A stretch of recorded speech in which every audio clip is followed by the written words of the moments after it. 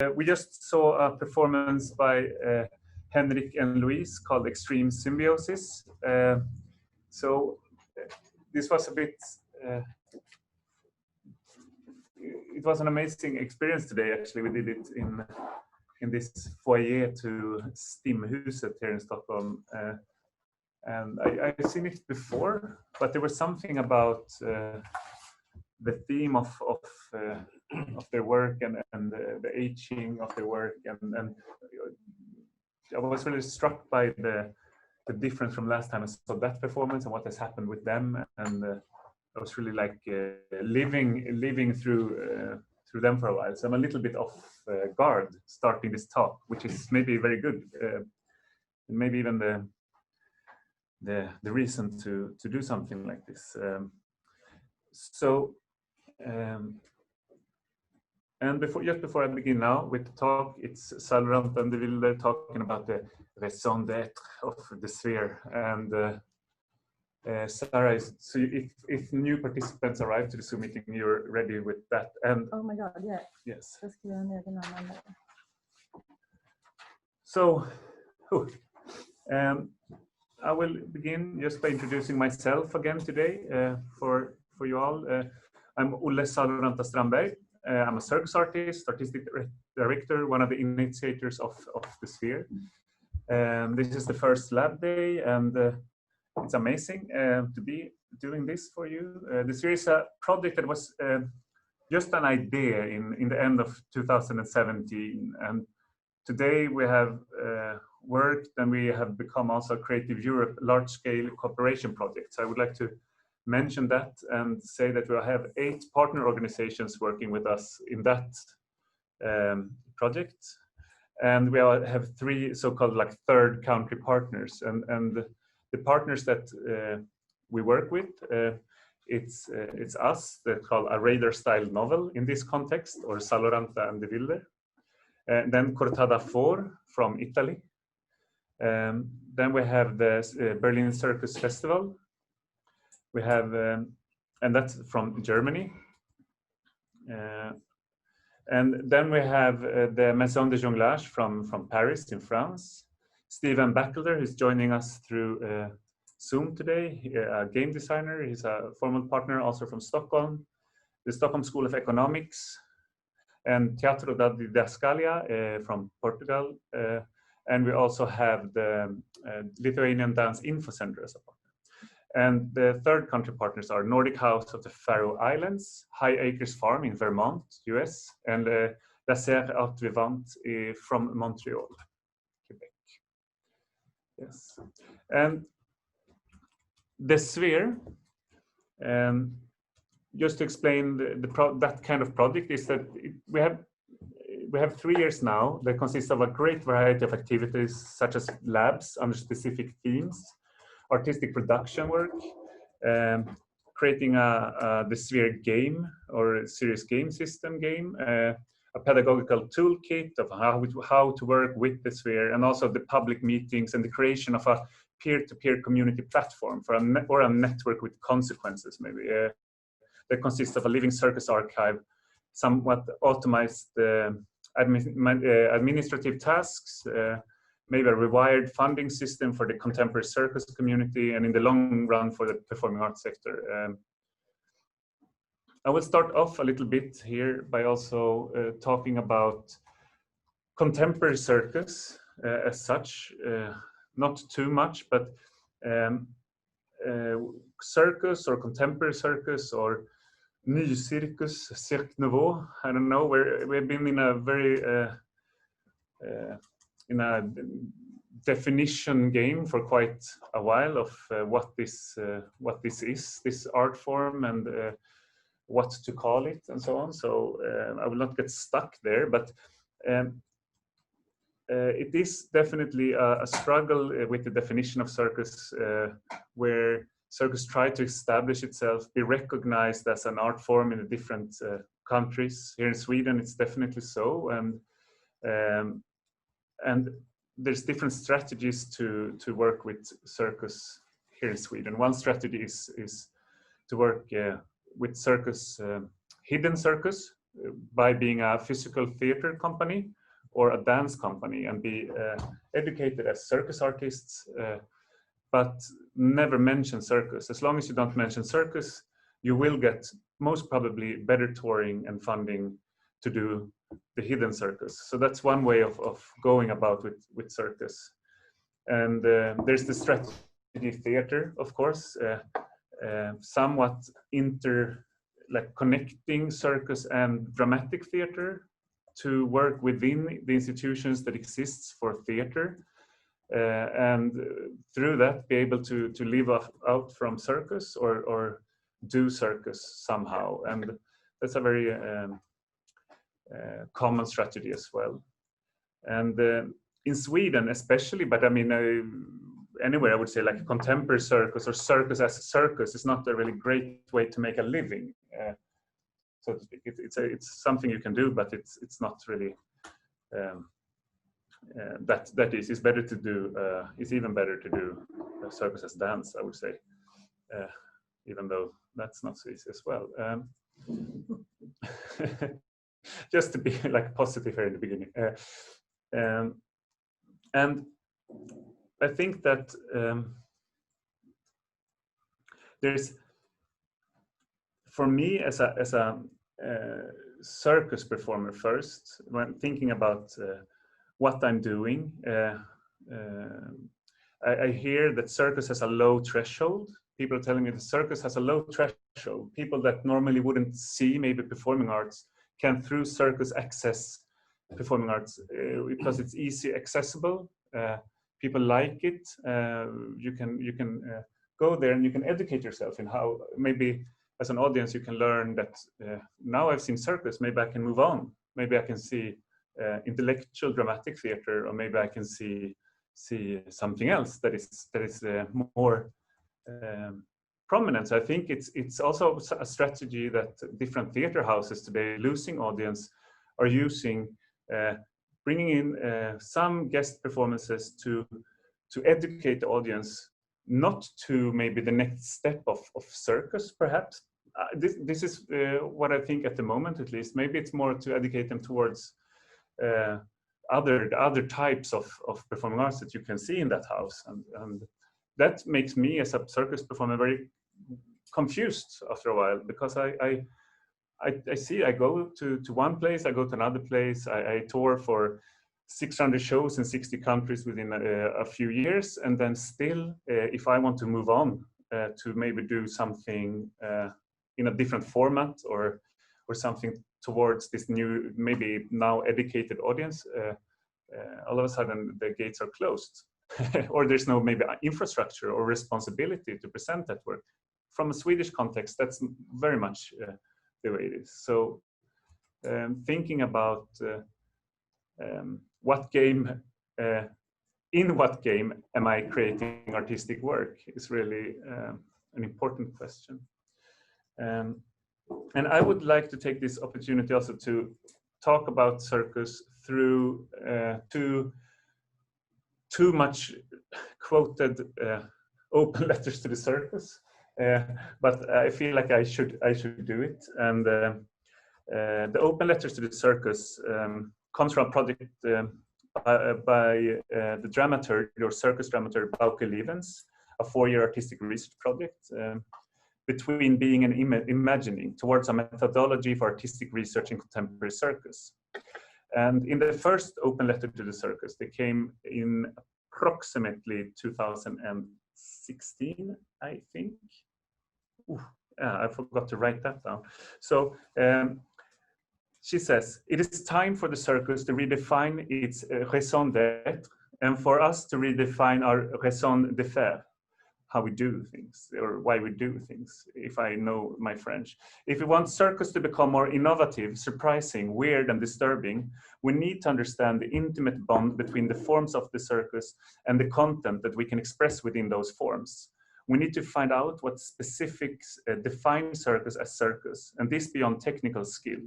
Any attempt at defining what we do must be matched by an attempt to mark out the field for artistic research within circus. The two overlap. They are two poles on the same continuum.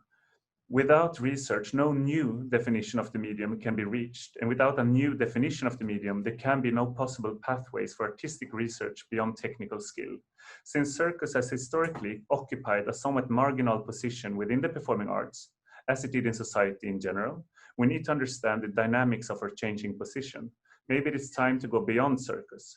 Let us search for countless different answers to the questions of why we want to do circus, how we want to do circus, and what we can possibly express by doing circus. Let us do that together. Let us discuss and contradict each other. And after that, I will move on to the third open letter to the circus that came in 2018, and it was written by Sebastian Kahn, circus artist and also dramaturg. And he wrote, the circus field is populated by a diverse crowd with a plurality of artistic practices. Some of us begin creation thinking in terms of story, some in terms of images, some in terms of physical tasks. Some of us are addicted to language and some feel trapped by it. Some of us are inspired by the real world and some need to shut that studio door tight in order to feel comfortable exploring. Sure, some circus artists romanticize a kind of off-the-grid, the chapiteau and caravan existence. But many of us are also expert digital citizens, even using the internet as a kind of alternative performance space, rather than trying to correct undesirable tendencies by pointing out to what circus should be, pointing to what circus should be according to the one particular understanding of the here and now. We need to nurture and cultivate precisely this diversity. If there's an issue with circus, he writes, if not, that the work is lacking some magic. It's not that the work is lacking some magic ingredient. Perhaps there's a certain conservatism that frustrates artists trying to think differently about their practices. But proposing a better normal is not the answer to the problem. We can't think about progress only in terms of our own aesthetics and value systems. We need to consider the field as a holistic ecology shaped by artistic practices, but also by social, administrative, epistemological ones. The goal should not be better shows, but greater artistic freedom. And in these spaces of creative agency, artists, not critics, will find themselves empowered to define a plurality of circus futures. And also, let's do it together. Yes, so here, I will not dive into this. I wanted to basically say this out loud to you guys here. And I would also like to add that I was just 1 week ago, perhaps, in a Zoom meeting with the Swedish Ministry of Culture. And they assured me that the circus art will benefit from the new investments they make in performing arts. So I was very curious. And they said that to earmark money specifically to circus is a big no.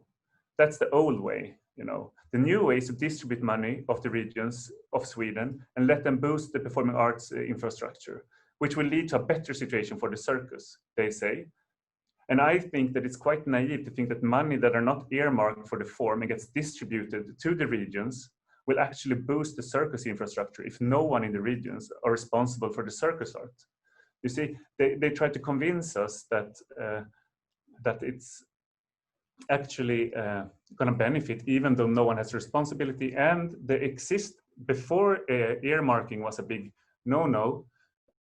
We have earmarked money for all other forms, and we have institutions, we have employees and so on. Just to put a frame around where am I at the moment actually. And as far as I know, we have 1 full-time employed circus artist in Sweden at this very moment. And I think we have 2 on long-term contracts in Östgötateatern, if I'm not wrong, out of approximately 400 artists, I would say. Then we have free groups and so on and so forth, but in relation to this, state-funded institutions. And this makes me want to just throw out another quote, actually. And I will we'll talk about the Skin in the Game by Nassim Nicholas Taleb. And he's writing in Skin in the Game, some think that freeing ourselves from having warriors at the top means civilization and progress. It does not. Meanwhile, bureaucracy is a construction by which a person is conveniently separated from the consequences of his or her actions. And one may ask, what can we do since a centralized system will necessarily need people who are not directly exposed to the cost of errors? Well, we have no choice but to decentralize, or more politely, to localize, to have fewer of these immune decision makers. Decentralization is based on the simple notion that it is easier to macro bullshit than to micro bullshit. Decentralization reduces large structural asymmetries. But not to worry, if we do not decentralize and distribute responsibility, it will happen by itself, the hard way. A system that doesn't have a mechanism of skin in the game with a buildup of imbalances will eventually blow up and self-repair that way, if it survives. The curse of modernity is that we are increasingly populated by a class of people who are better at explaining than understanding, or better at explaining than doing.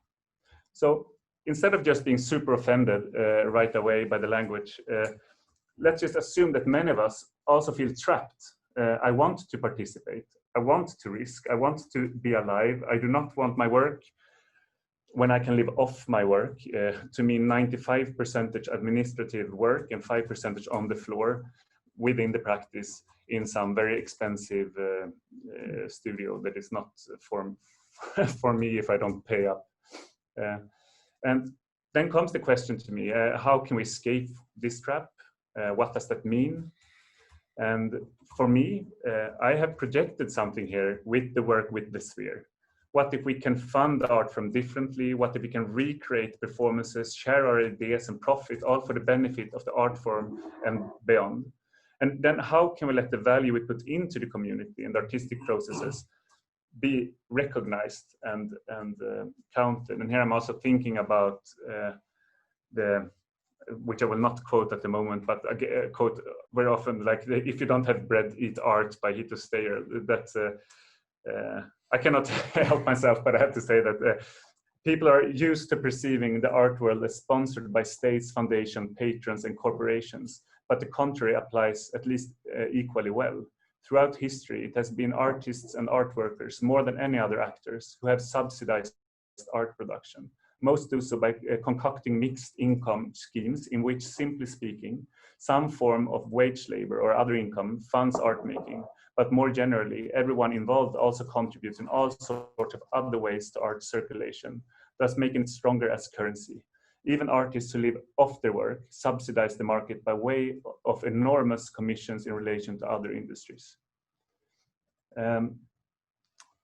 And of course, there's more from that article to be quoted probably. But what I think here is for me in 2017, when I heard about new technologies that could potentially make us organize differently by securing recognition for our work and retribution for what we do in a different way. It also opened up for me a meaning to, if I can create work that I know will nourish my community, the circus art world, locally and even globally, in a way that has not been possible before, then all of a sudden I find meaning with creating, because I also see that what I do is going to be beneficial also for myself, and I will be able to share ideas and so on in very different ways. Instead of putting all my effort, and here I also think about watching Henrik and Louise's documentation of their work, 20 years of work, into different organizations where I risk everything, where I break my knee, where I cannot like do my practice as usual and have to change it and create a performance like Extreme Symbiosis. I want that to be at least damage for the sake of the circus art, and not for the sake of being a low threshold for people to surpass or just watch and then understand that now we can move on to the more Brecht influenced performing art or so. So this would be my my start, and I would like to from here introduce Sara de Wilder. First Amy, because she has to leave. Sorry, Amy, who is kom gärna hit. Yes. Who is hey, Laura Lotti is here as well. That's right, I'll be back. So Amy is will present herself, but she's at Danscentrum Riks, and she's also a part of the sphere. Hi, everybody. No, but not being an artist, I come from the perspective of being an administrator and a technician, but I think the sphere is interesting from the perspective of all freelance sectors. So I think as I work for the Swedish organization supporting Swedish choreographers and dancers in the contemporary field, and even though the forum has existed in about 30 years in Sweden and has maybe 8 established free groups and 2-3 contemporary companies in institutions, it still lacks the complete infrastructure which the COVID situation has proven. Due to the fact that very little funding goes to the art form, and it's nowadays only project-based. And then people actually self-employ themselves through the sales of the shows, which is the same as I see in the circus sector, which also means that the freelancers can't employ administrators, which means that they can't access the structures of the funding, because you need the administrators to help you do the funding, or you spend all your days doing the funding instead of working. And then it becoming project-based, and then also the redefinition of what contemporary dance wanted to be in the last maybe 20, 25 years.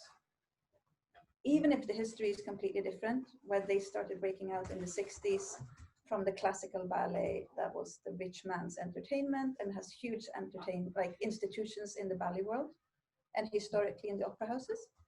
And then the circus come from the rebellious, no structure whatsoever. They face the same struggle of wanting to redefine themselves as contemporary art from being something undefined.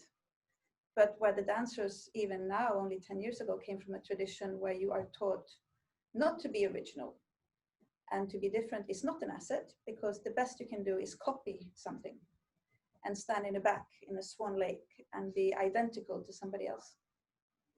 And you were taught not to think, and you were taught to be an instrument for a choreographer, where the circus would be that the originality is more of an asset. But the challenges of the projectification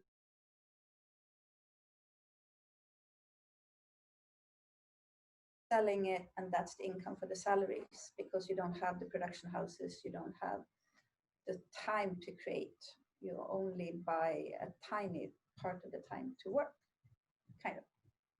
So I think this is really interesting for that sector as well. And we'll come we'll talk even more about what the sphere, how we imagine the sphere in a second. But any questions for Amy from in this room before she has to leave for another meeting? I will be back later, but I have 40 minutes. Okay.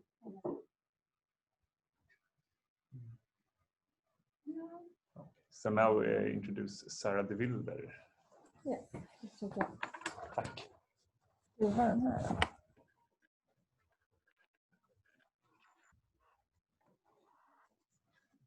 Nej, så, nu syns jag. Okay, hej då Emily. Hej då. So I will talk about the sphere from the producer's perspective. It's not a lot of fun, so but I will do it anyway. Okay, I want to share with you why I work with performing arts and how I perceived it, how it's been these last 20 years. But before I do that, I want to read some parts of my diary for you. Yes, and it's not super juicy. It's not like my private sex life and stuff. So take maybe time to check Instagram or yeah, I don't know. Like, I'm just gonna do it. So, diary from Sarah, the producer, last week, Monday, 7 a.m. I wake up, looking forward to a week of creative work in the world of performing arts.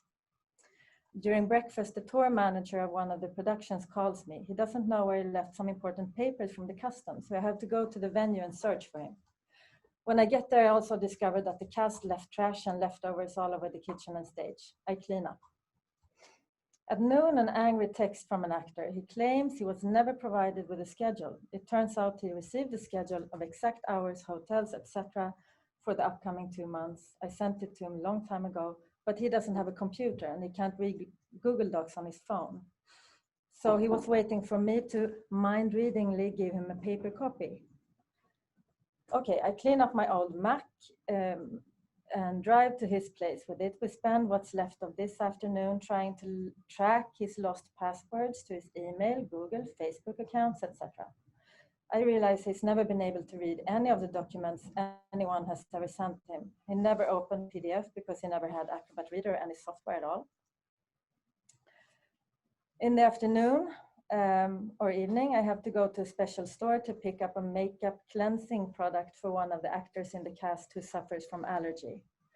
On my way, I go to the Italian dancer's Airbnb to drop off the espresso maker I promised him, since Swedish coffee sucks and is making him feel miserable. Tuesday morning, the director of one of the productions sends me a text. She wants to talk immediately. I call her. She needs to work with a new dramaturg. We already have 2 on payroll chosen by her, and the budget is absolutely overdrawn, but she says she cannot work with them. They are stupid and incompetent. And if we don't hire the person she wants now, she will not do the production. So I have no choice. At noon, an artist calls me. He has pain in his back.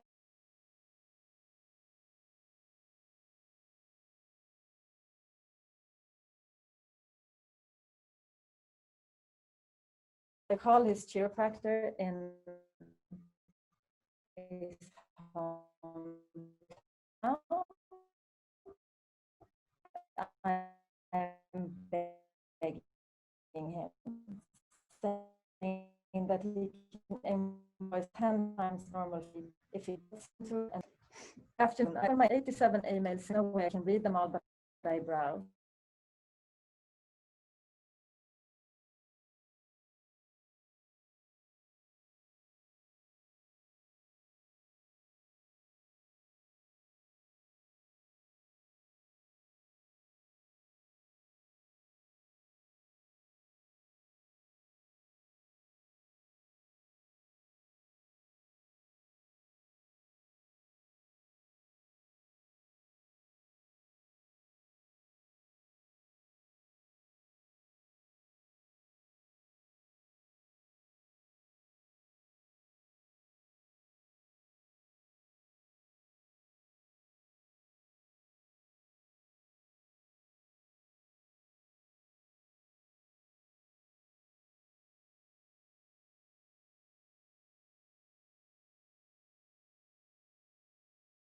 Easy fixed like this now. Okay. So 11 p.m. I wake up when an American dancer calls me, apologizing for the late hours. But it's not so. Oh my.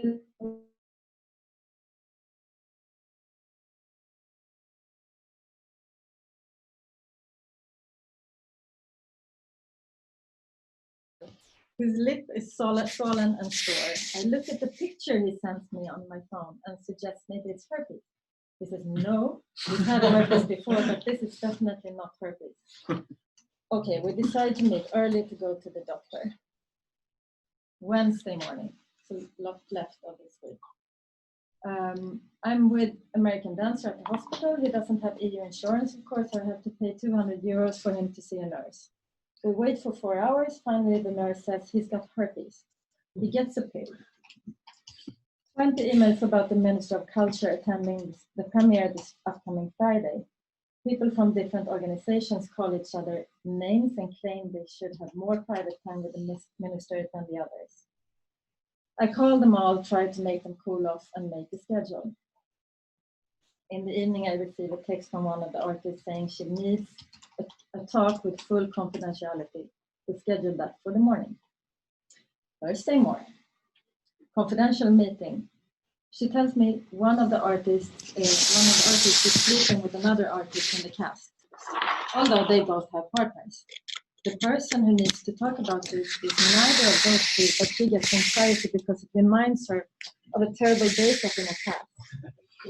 I promise to talk to everybody involved and to somehow make it stop, since she says this is a psychosocial hazard in the workplace. Noon, one of the actors in a touring production has tested positive for COVID-19. Red alert. I have to cancel shows and inform everybody. I need to bring the whole cast to their respective hometowns and make sure they are as isolated and tested. One of the actors lives too far away to go by car, so I bring him to Stockholm. To get home, he needs to fly. He refuses to fly. I offer an apartment in Stockholm, but he wants the apartment where he stayed last time he was in Stockholm. But somebody else is living there now, so it's not possible. He refuses to sleep anywhere else. Negotiation is stuck. Tomorrow is the premiere of a new production. I really need to be there, but I'm busy with the COVID situation in this other production. The possibly infected actor wants a chauffeur to drive him home. 27 hours of drive. I find a driver with antibodies for the next day. I move him to an apartment in central Stockholm and get him food. When I've left him, he calls me and tells me to hurry back with a radiator since he feels cold. I find a radiator and hurry back. Evening, still Thursday. I finally get to the venue of the new production 1 hour before dress rehearsal. The artist feels abandoned because I haven't been there. I feel very, very sad about this. One of the drums on stage is the wrong color, so I run to the hardware store to get paint and fix it just before I have to receive the audience. So here I am with the guest list. Oh, I noticed that the artists have added names to the list without asking, so there are 70 people coming instead of the 50 allowed in pandemic times. The rule is very strictly kept by the venue, so I have to somehow sneak people in through back door and hide them in the theater hall, without giving them an impression that they are not really on the guest list. Everybody has to feel VIP, hoping that nobody finds out anything about anything. Friday morning. Premiere today, a lot to do. Oh, one of the artists calls me early. His 2 children are a bit sick and not allowed in kindergarten because of COVID, so he needs me to pick them up and take care of them. It's our premiere today, and his wife is also in the show, so what else can they do? I spend the day picking up hired equipment and furniture, food, gifts, wine, and cake with a 2- and a 5-year-old, while being on the phone constantly about COVID situation. The kids get a lot of candy. Evening, mingle with the audience. The Minister of Culture arrives. She's hungry, so I give her the sandwich I made for myself for breakfast and never had time to eat. After the show, I do an unprepared speech, gifts, drinks, and food for everyone. Saturday, day off. Oh, but in the morning, one of the artists calls. His face feels weird. He needs to see a doctor. I pick him up. We go to the ER. Half his face is paralyzed. Spend afternoon getting him a ticket back to his country, cancel shows, contact organizers, communicate with everybody in the organization, and have meetings with the cast. Half-faced paralyzed artist doesn't want to be seen like this, so I go to the venue and pick up his stuff, go for groceries and get him dinner. Sunday morning. Today's agenda, application writing. Tomorrow is the deadline for the City Culture Grant. I start with editing the 3 applications I've been asked to help artists with. In the evening, I start writing my own application. I tell my family not to disturb me. I write until my eyes close. End of week, tomorrow starts a new one.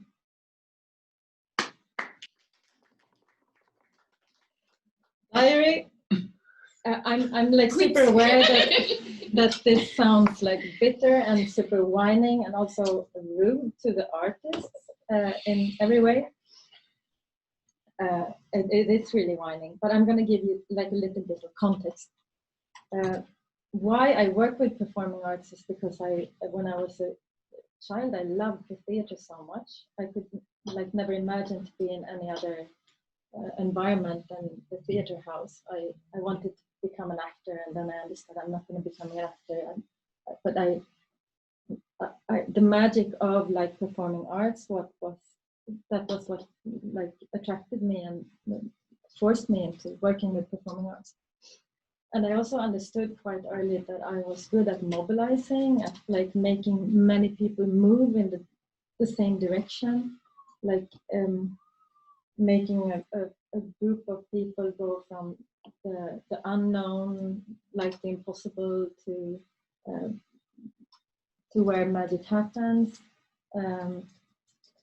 And I also understood that people's lives could really change from this. Like I was working with amateur theater, like really big casts of 100 people, like how they like growed and what happened to them when they were like in this meaningful environment together. Like with a common purpose. So I also really enjoyed working with like a strong artist to help to support that artist's vision, to be like a protector and support of that. I admire the artist. And then I started to work in places like institutions. The more institutionish the institutions were, the less I did of this. I realized that the artists who I admired, they were put like in this pyramid structures, organizations, they were put in the bottom of the pyramid instead of like in the top, which would have been normal for me. Like, or I don't like the pyramid at all, but at least like the artist is the fundament, the core of art. I mean, without the artist, we don't have content. So, but no, the artist is always like in the bottom. They don't get the information that I have. Me as an administrator was put like above the artist with more power, more means, and also a lot of more information. Like working in a company with artists touring for maybe 2 years, and they know that the company is making a lot of like revenue from the shows, but they have no insight whatsoever in what is the revenue used for. Is it used for another administrator, or is it used for other pieces of art? They don't know. I know. So I never asked for this position. I never asked to be this kind of parent person to the artist, and I think it makes sense. Like the diary, the whining diary, it's like that situation is a consequence of this parent-child relationship that we have in art institutions today. Of course, when I'm not being respected, I'm going to also act like a child, or but I feel trapped because I never asked for this. It was not what I entered art for, to be that kind of person. And for me personally, that's the like starting point for the sphere. The distribution of course, money, power, but also like information, like just agency is super crucial for me, that it needs to happen. And this is like, and then I met Ulle, and we really met each other, connected in this frustration when we worked together in like in bigger organizations. And well, this was like what we came up with as some kind of maybe solution to this. Yeah, so that's my. Oh, I'm ruining meeting by moving my computer. Did you say that was last week? Yeah. No, it wasn't Is the exactly artist last week. Olle? It was me. Because you have to tell us. The thing is that I have several jobs. Yeah. It's, I mean, it's all true. It's No, it's yeah, all yeah. true. No, it's very recent. Yeah, it's very recent. Yeah. Yeah. Gotcha. But Olle is not the director. No, Olle is I not- didn't it's say. not- I didn't say anything out loud that I was Okay. thinking. Hold the horse. Du får fixa den här.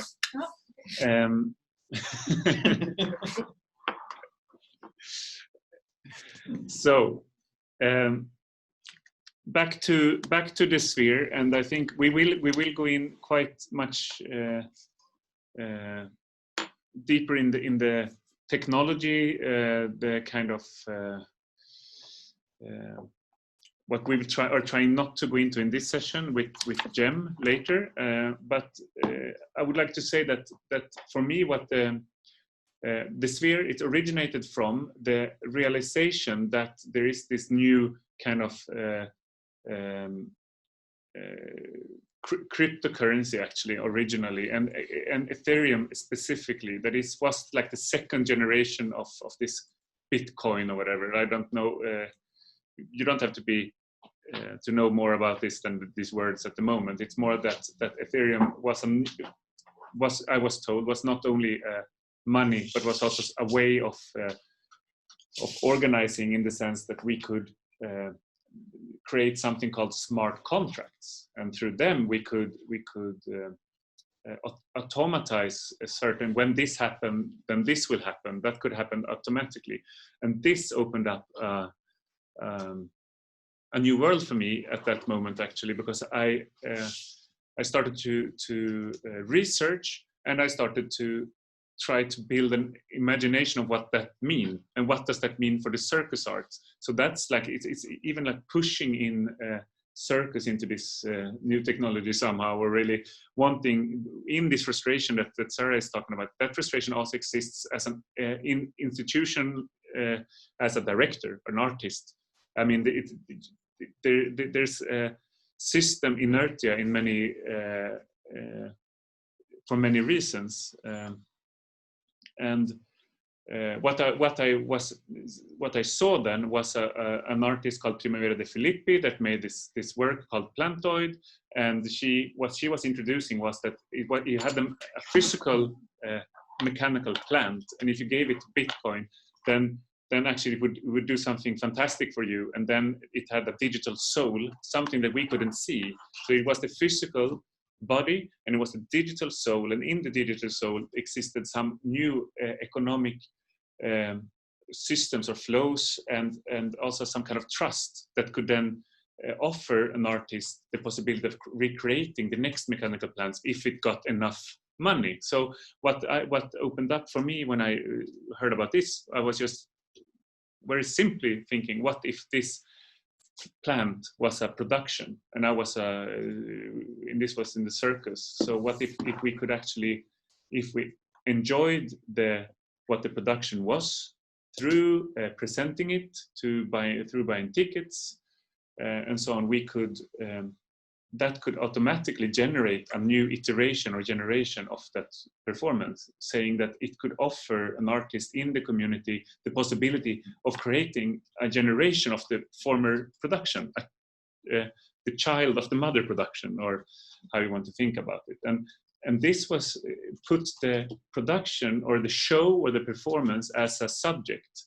And all of a sudden, it's not the director, it's not that, it's the what led to the process and the milestone that we call the performance. That was what we are actually enjoying, and that can now live on through maybe in itself, because people continue enjoying it and want to keep on watching it and participating in whatever it produces, and also it can create new generations. So what that means is that we have to find ways of digitizing the process that leads to these milestones, and that we can see who did the work in the process and when, And you can also then track. So if I start to pick up the process, or if I make the next generation, automatically the generation before gets a recognition first and foremost, also a kickback, retribution for the work that had happened before, but not like a Ponzi scheme, but it's like in two generations you can get different kind of kickback. That was like a way of thinking about an ecology of performances that are inspired by each other, and we are inspired by each other in this art form and across art forms and other fields, of course. So this was just a way of formalizing some of that, and also through formalizing it, through opening up the IP, copyright. I mean, we can share, we can use, we can remix. That also then all of a sudden, and if we can find a way of mediate the live process of the artistic work, digitize it, and then bring it back into the meat space, and we can work with it in body again and do something new. If you can find this mediation, many difficult like ways of doing it, then maybe we can free up new possibilities of making art for the community itself, that all the profit goes to the community itself, and the governance of the community. And the community is not just artists. The community is the audience. They can all of a sudden become an invested audience, meaning they can invest and they can have skin in the game, in the sphere. They can be stakeholders. They can have rights, and as well as all agents in the ecosystem, if you put it that way. So that is what the sphere on one level is to me. And then there's many layers. It's a stack with many layers. So it's also like rewiring the whole infrastructure somehow, and also finding new ways of funding, new ways of creating, and so on. So here's the end. Here's the end. No, but I'm opening up for discussion, Q&A, but also maybe reflection. And I don't know in which order is good. If we should like open up between the digital space and the meat space, and just anyone that has a question, you can write it in the chat, or you can just I can make it possible for people to actually unmute themselves, because I think at the moment maybe it's not possible, and that's easily done. Well, yes. I unmuted. To do your here's the chat. Here's more. Allow participants to rename. Allow to unmute.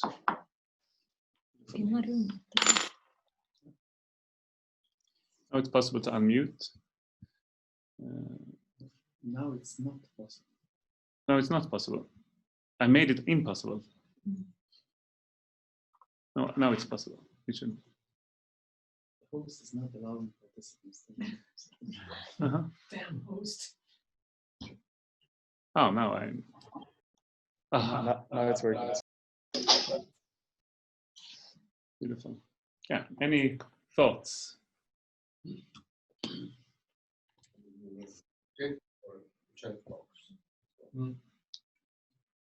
No, it's fine.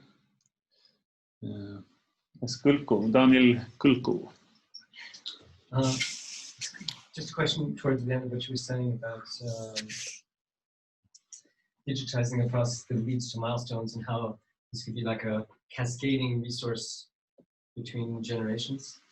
And so the question is, how do you see this relationship between generations of production? Is it logistical, human, thematic, structural? When you say, for instance, if I become a second generation, what is the relationship? What is the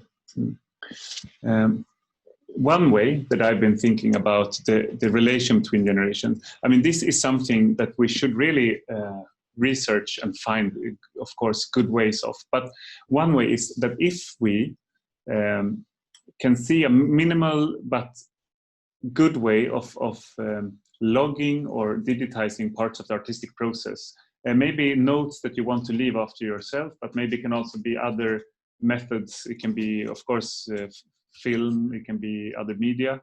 It can be.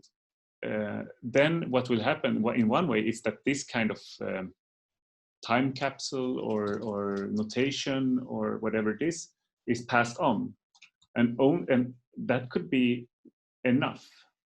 That because it's a formalized it's passed on formally, which means that the one who will pick up has formally picked up on that. If it's a one specific performance, you can also see that there can be like an influences of parallel performances and productions and make it more complex. But if we take just one iteration of a performance, then it would be, oh, I received this time capsule. Now I continuing it in my way. I decide. But then some things maybe should be hard-coded according to the artists who created the time capsule or according to community. We have some hard-coded and some soft-coded ways. So maybe it has to be, since it's an iteration of this performance, what was really important with this performance was the format, or was the size, or was the cost, or was maybe something totally aesthetically different. But I would say that what I'm more tempted to is to see if we can just see that it's a iteration, then we can also connect it to an economical financial flow as well. So we can see that instead of, for instance, an application, it's actually an iteration that I'm taking influences from here, and that's valid enough. So like this formal resources, it could be film or notes, notation. This is like represents like the coding. Because if it's an application, it's like the coding. You take coding and innovate on it. It's like open source. Yeah. Yes. But it's not a complete. What I think is possible is to connect that material with the rights to that material. So you give away all the IP for whatever work you have created for the sphere. It's not yours; it's the sphere's. Mm-hmm. It's also a living archive, an archive that you can. It's an archive of processes that you can pick up and continue from. So maybe it's not just that it's code, but it's like the rules around the archive is the code, and then the archive is the artistic content, like not frozen, but momentarily frozen into an archive, can be reawaked like somehow. And this is how I would think about it now. Maybe someone else has a lovely thought around this. But can you just specify one thing? You talked about hard coding and soft coding. Yeah. So hard coding, I was just thinking, what parts of the framework can never be changed or adjusted? What is when I receive the mission to create the iteration or next generation or the child performance? What is it that I cannot change? Is it something in there that is, for some reason, necessary to keep?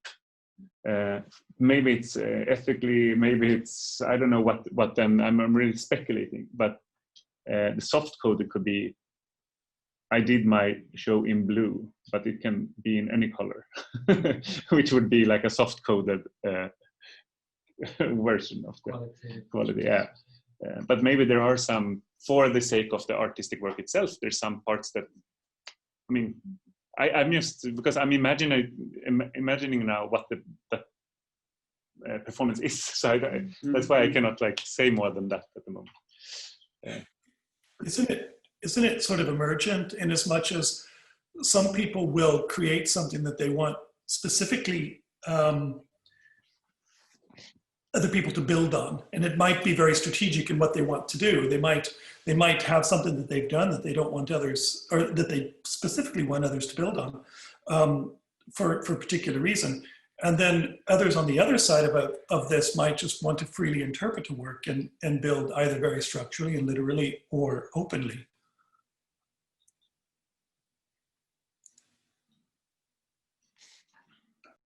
I get a bit confused in this one. in the kind of this the thinking of the generations and the kind of like making a timeline like of what like when do things get kind of like how do things get put in the timeline of stuff, like something, if there's something that's put there and that is kind of like something that, but yes, I did this thing 2 years before this, and then like, you know, and then like, so there's a lot of like, is it like when sharing something in the sphere, is that like is that the kind of can that be claimed as a starting point, or can the starting point shift a lot along the way when people are kind of like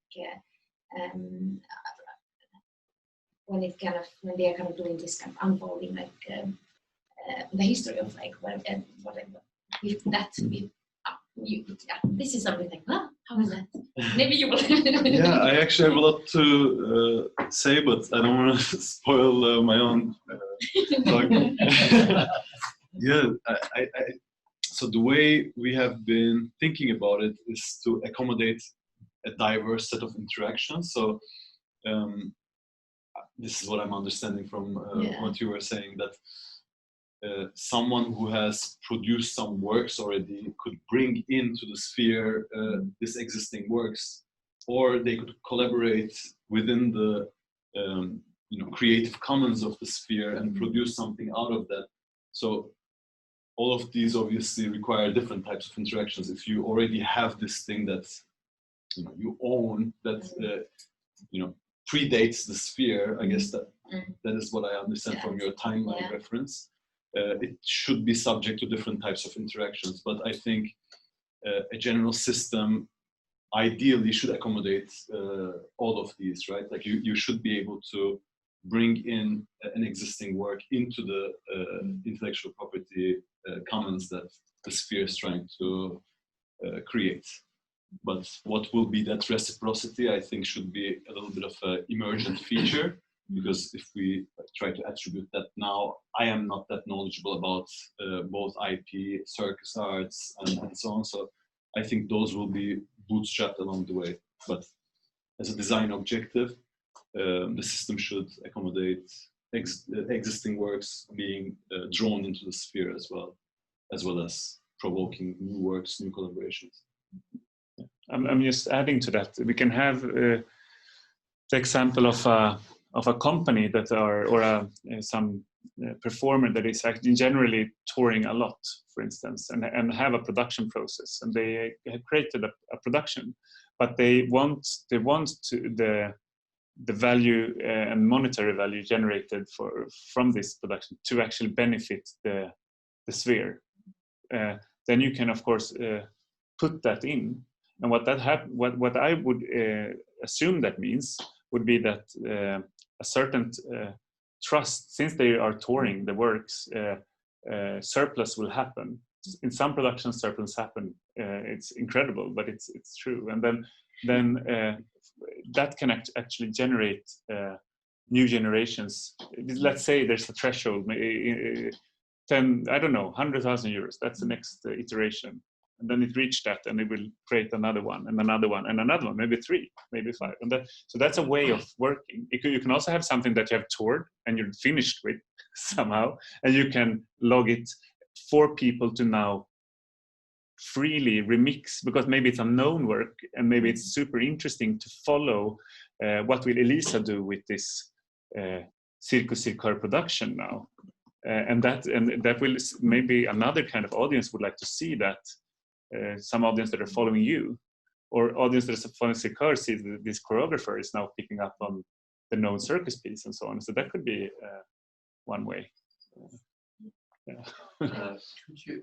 I'm a little slow. So could you just make this? Most of the explanation has been very general and abstract, and I understand that you're building up what this. But if this would work like you wanted to, could you make a concrete example? How would it work? Yes, I would be a part of the sphere. I would have an interface that I see would be a software. I would see it would be like a map that I have that is connected to the global circus network, for instance. And I can then either I can get an offer. I could get an offer. This is like the circus mode of the sphere we've been talking about. I can get an offer to create a next iteration. It can be a randomized offer even, because as a part of, in the artist circle of the sphere community, I can get that offer, which means I get a budget to create something inspired by one or plural of earlier works. Then this offer is provided by the system. Yes. Yeah. By the exactly by the system, you can say, and then or by the network or community. Yeah, community of people. But I can also see that I would like to actually create now something, and I would like to from scratch create an idea around a concept that I'm super interested in. I do that, but I reach a certain point where I want to actually now see where can this take off and who would pick up on this, and maybe I can use my off not digital network to have, and people are super interested there to pick up on my work and will now remix and rework that, and that can be just a way of sharing. I did a performance, or I did a half of a performance, and someone else can pick up, and that can be an inspiring way of working. So I would also see that a circus score could now actually take off in another way. That would be fun, I think. I also see like in the work that you are doing this, I mean, like as an artist, being in a project that gets sometimes a lot of funding and then produce a lot of knowledge that stays here somehow. Like it's also like a weird situation to be in, like some sort of guilt of like things never, like the projectification, like the consequences of it never really infiltrating in the system and the knowledge produced. So this feels like a excellent way to kind of like get. There's so many things that when like I'm done with one kind of doing some sort of work, but then the knowledge to be able to somehow like to share would maybe need like applying money for making an application, collecting like people to share something. That barely happens as a small kid parent that you start starting an application project on the side of trying to make it. So that sounds really like a relief to think that this kind of accommodate this knowledge being more, I mean, getting somewhere, honestly. Is Yang would like to ask something? Yeah, I wanted to. Can you hear me? Yes. Yes. I wanted to tap back for a moment to the present, like kind of Sarah's presentation of her diary, and kind of try to figure out exactly how does that fit into the sphere or the understanding of the structure of the sphere. And I understand the idea of the derivative, but I feel like it's like jumping a step ahead before we explored or before we have the infrastructure for this contributive economy question. That is sort of like, I think what Sarah's presentation really brought out in a way, like all of that work, which is the process, which is what happens before or accompanying the production of a final product, the performance. And I really wonder, how does this derivative structure, how does it then feed back into all of that process, all of that work that doesn't get like to be reinterpreted in that sense. You know, it's not the artistic contribution, so to say, but as much of artistic work is, it is not only the artistic part. It's all the administrative and all the organizational part and so on. So I'm just wondering, like, because there is a lot of focus, I feel, in the thinking about the sphere on the derivative structure and mechanism. But yeah, I don't know. I'm wondering how, because I really, I mean, personally, as also coming from the producer point of view, I really related, I mean, to Sarah, to your description of this side of the work, which is very often unseen work and is unaccounted for work. And yeah, and I feel that that's a huge problem actually in the very core of artistic production. Yeah, it is. And I heard like two different questions maybe, or one is the infrastructure on how we can, I mean, the question I guess from you was, how can we reduce this? How can this situation be changed? And I mean, the dream scenario is that we have such good templates for IP management, that we have such good templates for contracts, that we can reduce the administrative burden a lot. And then all this unseen work still has to be done, but I don't think like my testimony is about artists basically not taking responsibility for this. I'm sure they can do that, and I'm sure they would do that if they are also like empowered and trusted as agents in the ecosystem. And just by, I mean, for me, it's like just by thinking about a funding an artist instead of funding an artist maybe because the artist said the right words or had a really, really good producer who could say like the buzzwords, who could write a good application, or funding an agent or something. Just that switch is like still, I haven't seen it anywhere. And for me, that's like a super big, a big revolution. I'm sorry. No, I think that I have to say that I don't completely agree with this, because I don't think that the art world can function without all of those facilitators which enable the like work to be on stage, whether it's like public relation people, whether it's curators, whether it's theater, technicians, or any of these facilitators which their position. And I think it's a dire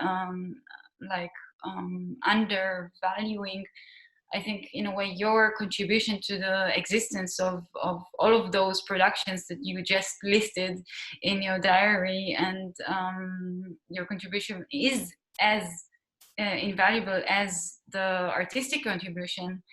It's not only of course, like making the bureaucratic work much more, like taking a lot of the weight by automatizing some of these processes, no doubt. But I think that also just to make all of that work visible would be necessary. And I don't think this is something that the artists would take on themselves. Yeah. No, I totally agree, like with you. And I mean, it was never my point to take producers away or take technicians away. Me as a producer, I would like to feel proud of my work again, like to do that kind of strategic work, or that kind of, even some of the invisible work that I really feel proud of, like because it's my skill, the mobilizing skills, etc. It's just, I personally, I want to take away this parent-child relationship and make it all those things that you are talking about, like the invisible work.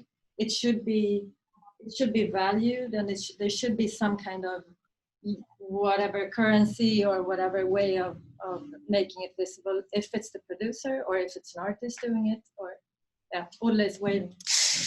Yeah, I agree totally, and it's such a great question to think about more also. But I'm just also want to add one part that I feel problematic is that since administrators, bureaucrats more easily can secure their working positions, we can see that there's so many administrators in culture field and bureaucrats that have work where not artwork is being produced anymore.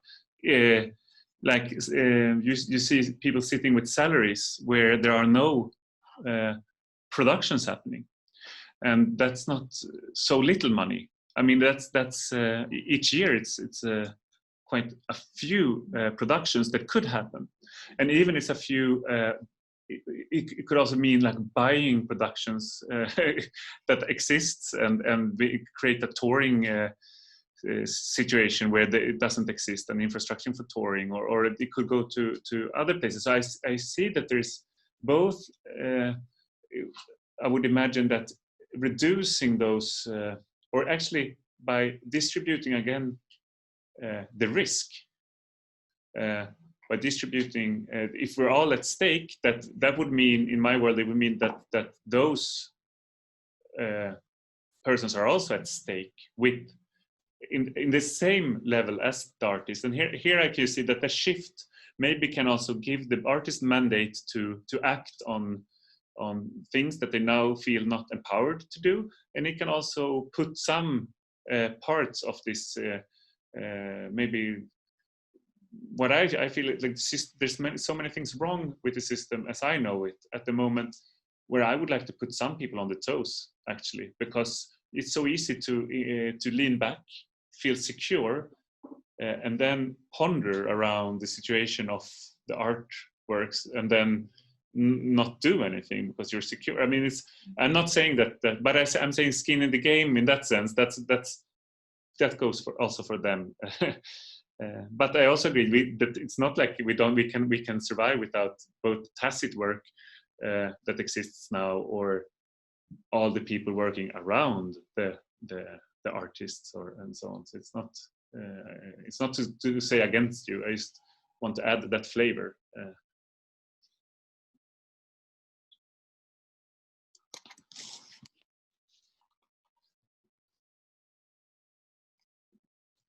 It's almost like a few more questions, just.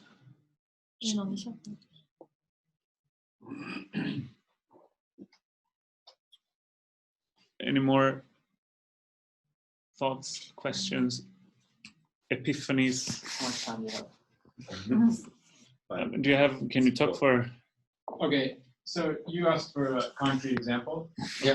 Did you get one? Okay, so can I try to? Okay, so can I try to give a summary of what I understand? Yeah. This may be kind of fun because I've been talking to Olle for a long time about this, and I know the sphere is not just Olle, but that's been my main interaction about the sphere, and I didn't understand it at all for a long time. Even he would tell me about it, and every time I would go home, I didn't know what he said. But now I think I know, but maybe I'm totally wrong. So this will be fun for you to see what I know. Maybe. Yes. Because I think their situation is there is a lot of different options going on, and they talk about all the options all the time. Yeah, but that's what's confusing. Exactly.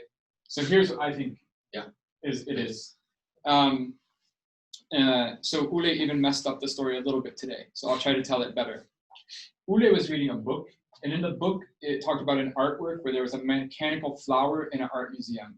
Whenever you would give Bitcoin to an account, the little flower would dance with some lights. But that account had a threshold, and when it got to say 1,000 euros, there would be another artist commissioned to make another flower. Right, the missing link that he skipped. So, so this way, this artwork perpetuates itself around the world. You understand? It's a very simple idea, actually, right? And whether that artwork worked or not, it doesn't matter. It was the concept, and Olle is reading the book, and he said, what if the flower wasn't a flower, but it was a show, right? And then these people got all excited, and then they said a bunch of crazy stuff. And so then we're in a chicken and the egg situation, and that's what you were talking about. It's a chicken and the egg situation for me, because you can understand the sphere once it's already going. Because once it's going, it kind of goes like this, and this is where it starts to get harder, because there's so many possibilities from all these smart people. And Ule explained to me this a long time ago, that maybe the ideal situation is that this sphere is just a computer algorithm, okay? And this algorithm will commission a show, and it will send an autonomous email to a producer, and the producer will get this email and it will say, show up next Tuesday to Danson's Hus. You need to bring 5 chairs and an espresso machine or whatever, right? Yeah. And in that email it says, I will pay you 5,000 Swedish crowns. And if Sarah accepts that offer, it's on the blockchain, which is why these guys are happy about it, right? And she has a contract for that. So she can break that contract, but then there's consequences that maybe go beyond the computer algorithm. But it could also be, I see it as in like Airbnb or something where you get credits for being a good host, or on eBay, you're a 5-star member. And then people know that you can trust Sarah because she always does a good job and gets a 5-star rating. Yeah. So then she takes the job, right? And then you're a juggler. And so you get an email and say, hey, show up next Tuesday, and you're gonna get 5,000 crowns if you juggle 5 apples. You go, yep, I'll do that, right? And everybody meets, right? And this show, and then also the algorithm, it commissions a poster designer, it commissions someone to hang up the poster, someone to take the tickets or whatever, right? This is maybe all completely on crack. But this what happens is, but this is what happens then. The show happens. Yeah. It happens. And that show, let's say, for example, let's say it makes this surplus, what he's calling surplus, it makes money. That money is in the sphere. So now a few different things can happen. Number one, Sarah can get more, well, it's an algorithm. So the thing is, that computer could have had 20 shows at the same time of the same thing. Maybe the show you were in made the most money. Well, the computer knows that. So it could make another iteration of another conglomeration of people, and it's going to pick maybe some of the same people, or maybe some of them from the other 20 that didn't quite work. But you know, it's a generative like evolution of trying to make this flower survive. Because that was the other thing about flower artwork. Maybe if it danced in a certain way, it made more money, right? So you could have 20 flowers, and then the flower that was the most entertaining was like went to around the world the most, right? And so there's a lot of repercussions from this system. So we can game the system by all giving 5 stars to Yeah. to all these. Well, again, this is a utopian, right? This is like the utopian dream that, or not utopian, but this is like kind of a final version of like where the computer is in control of everything and just doing this all digitally. But then we are in this chicken and the egg situation where once the system is running, I understand it. There's a show that exists. It's about eggs. It's in the sphere. Oh, Ule did a show about eggs. It's in the sphere. I come along. I'm an artist. I'm doing a little bit of grant writing. I'm working a little bit for Circus Circor. I'm on the street performing. I do physiotherapy to pay my rent. And then I say, oh man, I want to make some more money, or I'm inspired, or whatever. And I click on the sphere and I say, oh, there's a show about eggs. Man, I love eggs. And so I want to do a show about eggs. And then I somehow interact with the sphere. I don't know what the hell that is, right? Is it a website? Is it an app? I don't know. Is it a person I have to call? I have no idea. But I sign up with my intention to the sphere. And I say, I'm going to do a show with Ule's eggs. And then through this curation, somehow that's nebulous, which I haven't heard about yet. It's not concrete. I do my show about eggs. And it's Jay's egg show, right? And that's in the sphere, et cetera. And then if my show lost money, maybe I'm done with the egg show, right? But if it made money, it can also go in the sphere. And now we have a couple of different options, and then I'm done and I'll shut up. So the other option is this. If there isn't already a show in the sphere, because that's the question, is a lot of my friends, I explain to my friends and they go, well, how does this thing get in the sphere in the first place?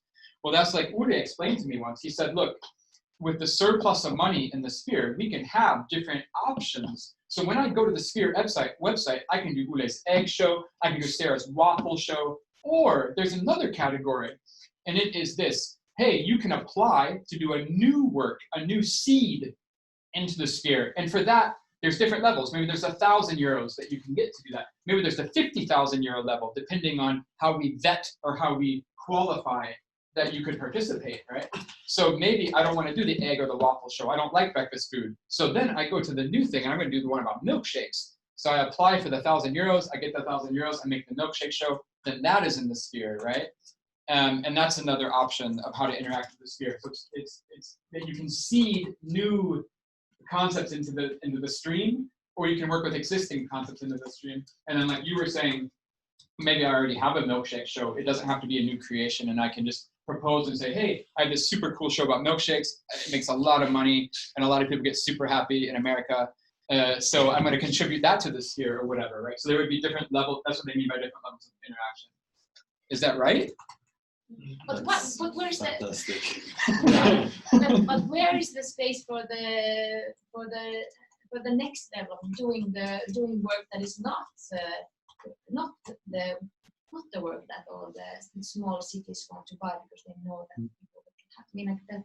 What do you mean? I mean, like because now this is like the milkshake show probably will make a lot of money, so then it will, I mean, milkshakes, of course. It's a good idea. I get it. Yeah. And then but then there's also like this wish for creating space for making like a hunger or whatever. Something that's really non-stop. Can I say what I understand about that? Yeah. So what I understand about that is this. So I've explained the sphere to a couple of people who I really trust in my life, who are really good artists, I think. And their initial reaction from these 2 or 3 people I tell, the initial reaction is always this. They say, you're going to give your work to the sphere? You're giving up your work? Ugh, that's so, why would you do that? Then the sphere owns it. Like, why would you give up that? And I said, no, first of all, the sphere is not making you do anything. You either participate with the sphere or not. And I said, I look at it like this. I hope the sphere takes over my entire life. That would be pretty cool, I think, pretty amazing if it did. But I don't think the sphere is going to take over my entire life. So to address your question, if I'm going to interact with the sphere, I can also look at it like this. I have my great, big, new, shiny commercial idea with Milkshake Show that's going to tour McDonald's or whatever. But maybe I have another idea that's about rabbits. That's not going to go anywhere. But you know what? Oh, there's the sphere. And shit, the sphere is not this shitty circus situation we're in Sweden. The sphere is global. I'm going to give my rabbit idea to the sphere because maybe there's somebody in Argentina who's into rabbits. You know, like for me, it opens up small ideas. It makes small ideas connect because I have a million ideas as an artist, and so many of them, not just in Sweden, but in the world as it is now, I don't do because they're not commercial. They're not good ideas or good ideas, like, you know. But with the sphere, I see it as a totally different thing. I see it as a place where you can experiment and be free and try little things because you have a bigger chance of connecting them with the world, I think. I don't know that the sphere is necessarily, because nothing is devoid of politics. For me, I don't think I would participate in the sphere because it's not political. What I like about the sphere, and this is, no, I'm skipping over a bunch of context here from trying to be concrete. What I like about the sphere is that the politics would at least be transparent. That when you go to that website or that app or that person, whoever it is, they're going to tell you up front, this is how it works, this is what you get, this is what you do. And I find that to be fascinating in terms of culture, because that's not the situation I'm living in right now, right? The situation I'm living in right now is like, oh, why didn't I get that grant? Oh, maybe I shouldn't have said extreme in the title. Oh, extreme's not a cool word. This is the shit I'm in right now. So that's what I like about the sphere, is that it's transparent, so, potentially. Thank you, Jay. Awesome. but Elisa, you can of course reply to that, and then or mention something else, and then we open up for one more reflection, perhaps, and then we have to continue. We will have a little break, and then we will go into Jem's session. Can I also conclude on? I have to say one thing because then I have to run. So no, I just wanted to kind of like get to connect it with this with what Ole started talking about, the low threshold performances, kind of like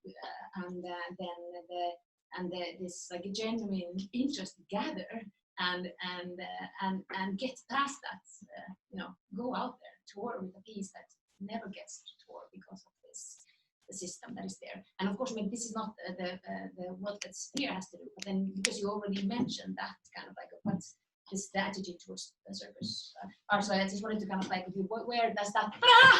Stop. You have to let her go. No, let her go. Okay. There you go. No, let her talk to finish. I mean, Okay. not to run away. Yeah. It's just that Ule had an answer, but he again didn't clarify today like he did before. But yeah. But I can also and not all the answers have to be Sure. like met today or. No. But I get so excited when I understand. Like when he says something that's understandable, I'm like, oh yeah, that's so cool. I mean, what he was saying before about that, for example, that he kind of skipped was that the audience being participating as well. The audience can commission works, then it's not just artists who come to the sphere. The audience can come to the sphere, like crowdfunding, right? Okay, Jay. Right? Elisa, are you done there? Yeah, I'm done. Okay. Do you come tomorrow? Yeah, I will come. Amazing. Let's keep on talking. But so and you can finish up. I need to reply to, because I must say that I really enjoyed Jay's presentation of what the sphere is. I mean, I think it's great that it can. There's so many things that really are kind of on point, but there's also just what I think Elisa was onto as well, and for me as well, that it's actually the sphere also creates. I would say that the network is also consisting of venues, of curators, of different artists and artworks. So I would say also that there will be not only the super Darwinistic or like the everybody loves the show, so it will perpetuate and be there, but a show that everybody loves could create and make room for experimental, shows to happen that wouldn't necessarily be able to happen otherwise. I would say, yes, I would say that milkshake shows are not banned in any way, and it's not about choosing there, but it's a way of how can we create work that would not be able to tour or meet an audience, and how can a specific audience that are interested in that kind of show actually make themselves visible, and not only visible, also participate in the participation and creation of those shows and so on. I would say that that's an important thing. And then before Martin, there's in the chat there's from Chinwei Cha. For example, algorithm part of the sphere is like the shelves that holds the egg and cream. But some human ethical agents need to decide the menu, what's for dinner, and perform the cooking and eating and washing up. Another point, it may be useful to think of these technologies not so much as to automate, replace skilled people, but to enable their work. Mm-hmm. Yes, well spoken. Just to me, this is an idea that is similar to some in the Globe Incubator, that you have an extremely interesting idea. Mm-hmm. It's so rich and it's so powerful, but it takes at least 4 days to explain, and still no one understands what you want to do. It's like this one. You have invented a machine that you can speak to. It's a phone and it's a computer, and you can find a way, and you're trying to explain what you can do with all the apps. So it's so rich of possibilities. So it's easy to use, but it's very, very hard to explain. It's almost like explaining green or explaining a room. We have this invention, we call it a room. So what do you use a room for? Well, you can put things in it, and you can sit in a meeting, and it becomes, because if you all the time keep everything open that you are possible to do, it becomes incomprehensible. So we need someone like you who can put one possibility is to do this and this.